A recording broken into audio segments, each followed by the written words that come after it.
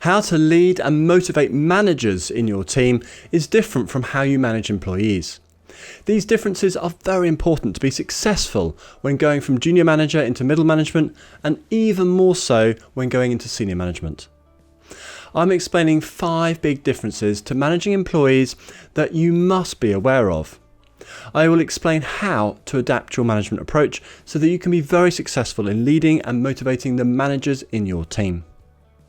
The 5 big differences in leadership approach are: firstly, give managers a lot more space. I share 5 very effective ways to do this. Second, delegate problems, not tasks. Third, focus on developing specific leadership skills. Fourth, push them to think strategically. And fifth, help them build relationships outside of the team. For each, I'm sharing practical ways to do each of these really well so that you have a very motivated, happy and high-performing managers in your team who love working with you. The first difference when leading your managers is give them a lot more space. Managers have different ranges of skills to employees. They are better problem solvers, they are proactive, they have good people skills, they communicate better, and they are essential for you to get great results and outcomes from the teams you manage. To get the best from your managers, to utilise all these great skills they are building, you need to give them space. The more important questions are how much space and how do I keep control of what they're doing. Firstly, what not to do. Don't micromanage your managers. Avoid giving them too many detailed instructions of what to do. Don't keep asking them about their progress. Don't expect a lot of questions from them or a lot of contact points necessarily. Instead, do take these 5 approaches. Firstly, together, set and define their direction and goals that they need to achieve. Set and define the goals and targets of the team and ask them how are they going to contribute to the team achieving these goals. Ask them to plan their tasks and activities and then present their plans to you. You then know what they are doing, how credible their plans are, and you get a chance to input, guide and coach them. They get to use their skills and get support useful to them. 2 happy parties. Secondly, focus on results, not tasks and activities. Ask them to deliver clear, measurable results. Focus on progress towards those results. Don't focus on the tasks and activities until your manager's progress starts falling behind their plans. Then you can dive into help. Managing the tasks and activities is their job. Ensuring the team delivers the results is your job. Thirdly, define clear areas of responsibility. Provide a clear framework in which your managers can work within.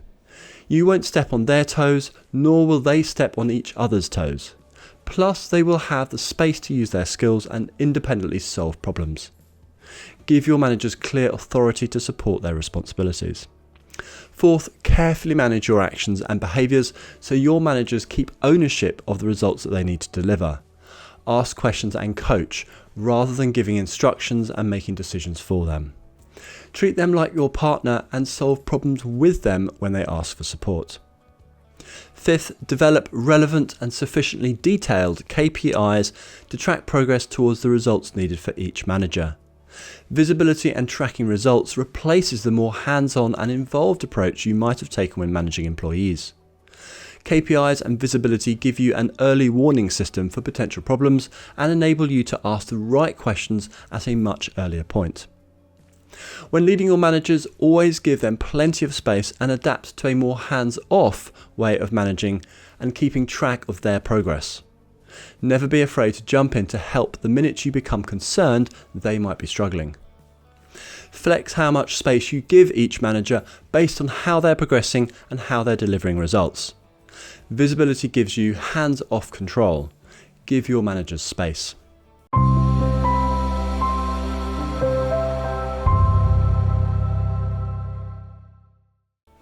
My name is Jess Coles. If you're new here, Enhance.training provides resources and courses for you to build management expertise and confidence to lead any team to their best performance. I've included links to additional videos and resources in the description to help you get the most from the managers that you lead. Do take a look at these. If you like this video, please give it a thumbs up and subscribe. Secondly, when leading your managers, focus on delegating problems rather than tasks. Individuals are promoted into the management ranks because they show good promise in problem solving, decision making, and managing relationships as a minimum. Managers should be good at building solutions. The minute you delegate tasks to managers, that is telling them what steps to take to implement a solution, you take away their opportunity to solve problems and you give yourself a lot more work than you need to. Spend time defining the problem you want solved and be clear what an acceptable result looks like. Be light on how to solve the problem. Leave that up to them. Be on hand to help them if they get stuck. Treat your managers like important partners. Delegate problems and you'll have motivated problem solvers eager to take problems away from you. There are different types of problems that you should delegate. Start by delegating common, straightforward problems which have known solutions. Then start delegating less common problems and those problems which have partially known solutions. Finally, work with your managers to solve new problems that don't have a known solution. Strengthen the problem-solving skills of your managers by periodically pushing them out of their comfort zones while being on hand to help and support. Thirdly, a big difference to managing employees is to focus on developing specific leadership skills in your managers during your one-on-one meetings. When you meet with your managers, the most valuable use of your time is likely to be on developing their skills, jointly solving problems and making decisions together. Try to use automated reporting and KPIs to keep track of updates. This keeps the basic information sharing portion of the one-on-one meetings to a minimum. Dedicate a portion of your one-on-one meetings to developing the following skills. Problem-solving skills, decision-making skills, people management skills, and fourth, communication skills. Each of these are essential skills for all managers, and the sooner you start helping your managers improve these leadership skills, the better off you and they will be. Use a coaching approach rather than telling them what to do. Ask questions to get them thinking. Provide scenarios to talk through. Undertake role plays to see them in action. Add to this problems and projects which will give them the opportunity to practice their skills within the team each week.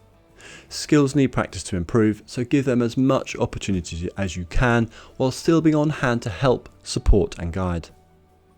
Give them plenty of detailed and specific feedback so they know exactly where they are and what they should be working on to improve further. I will include links in the description to guides on how to get the absolute most from one-on-one meetings with your team members. The fourth approach for how to lead and motivate the managers in your team is to push your managers to think strategically. Strategic thinking or big picture thinking is an easier area to ignore developing in junior managers. Middle management should be thinking about the function or business unit that they work in. Senior managers should be thinking at the company level. Starting earlier makes the transition into more senior leadership roles easier, quicker, and usually a lot more successful. Ask your managers to give you their opinion on the direction and goals of the function or business unit, or ask them to explain the pros and cons of the company strategy to you. Give them regular strategic level updates and ask them what the updates mean for the company. Use what-if scenarios to develop discussions, ideas and planning. Set your managers' homework to look into the marketplace and competitors. Ask them how these factors impact your company's approach and positioning. In short, ask questions and create regular discussions to get them thinking about the issues at a higher, broader level than they need to for their day job. This work will provide them great context and help them align their work more closely with what is needed to achieve company goals. Better alignment helps the business reach its goals quicker while using less resources, plus makes each sub-team's work more valuable. Push your managers to think strategically. The fifth approach for how to lead and motivate the managers in your team is to help them build relationships outside of the team. Managers help their teams become more effective and deliver better results when they're able to coordinate activities within the team and with other teams in the business, and when they're able to get resources and the work output of others in place exactly when needed. The better the relationships managers have with those they depend on, the more likely they will be able to achieve great outcomes. As a team member and as a junior manager, you are primarily focused on building and maintaining relationships within your team. Enter middle management and your sphere of relationships expands. You need to work with a greater number and a greater range of people inside and outside of the business. As you climb the management ranks, your relationship sphere needs to keep getting bigger for you to increase your effectiveness and success. Help this process by introducing your managers to your peers and other managers within the business. Invite them to participate in or lead cross-functional projects. Ask them to attend cross-functional training sessions, meetings and social events. Give them the opportunity to meet as many senior team members as practical. Coach them on how to start building professional and personal relationships with these senior managers. Help them build positive, strong professional relationships across the business. Better relationships will make them more effective and able to deliver more, which is great news for you, your team and the business. So in summary, how to lead and motivate managers in your team is different from how you manage employees. Adapting your management style ensures you remain very successful and get the best from your managers. The differences in successfully leading managers are: firstly, give managers a lot more space using the 5 very effective actions we've discussed. Secondly, delegate problems, not tasks. Third, focus on developing specific leadership skills. Fourth, push them to think strategically. And then fifth, help them build relationships outside of the team. Don't forget to visit us at Enhance.training to get the tools to build your management expertise as quickly as possible so that you can lead your team to their best performance. If you have any questions on how to lead and motivate the managers in your team, please leave a comment below and I'll get back to you. Thanks very much for watching and I look forward to speaking to you again soon.